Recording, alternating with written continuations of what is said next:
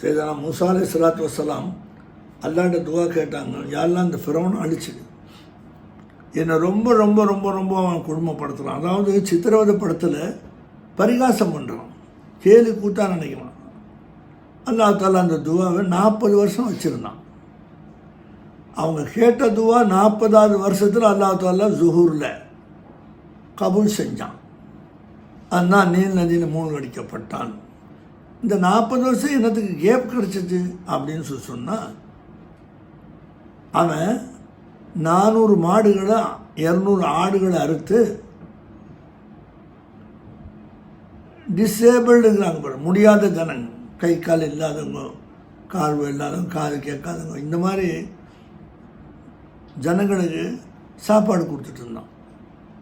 400 மாடு 200 ஆடு அவன் கொடுத்துக்கிட்டே இருந்தான். அல்லாஹ் மூசா நபி துவா பெண்டிங்கில் வச்சுக்கிட்டே இருந்தான். கடைசியில் ஆமான் அவனுக்கு ஒரு செக்ரட்டரி இருந்தான், ஃபிரௌனுக்கு ஒரு செக்ரட்டரி, பெரிய அரச மன்னர் இல்லையா அவர்.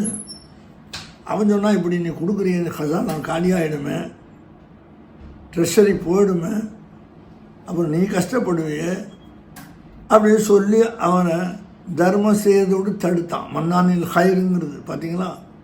அதனால தான் ஒன்று நீங்கள் செய்ய ஆசைப்பட்டால் நீங்கள் தனியாக செஞ்சுக்கணும்,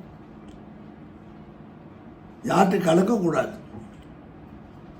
அவன் சொன்னான், இந்த மாதிரி நீ 400 மாடு 200 ஆடு எடுத்து கொடுத்துட்டுருக்கிறியே, என்ன ஆகுறது ஹசானா அப்படின்னு கேட்டவுடனே கொஞ்சம் குறைச்சிக்கிட்டான்.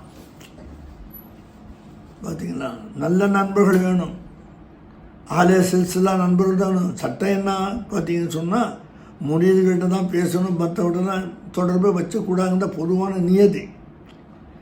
இப்போ நம்ம அப்படி இல்லைன்னு சொன்னாலும் முறியீடுகள் உஷாராயிட்டான். யாரும் அவங்கள மாற்றவும் முடியாது, அவங்கள்ட்ட சொல்லவும் முடியாது. எந்த புத்திமதி சொன்னாலும் முறியீடுகள் கேட்குற மாதிரி இல்லை. அந்த அளவுக்கு ஆழமாக அவங்க உள்ளத்தில் பஞ்சிடுச்சு.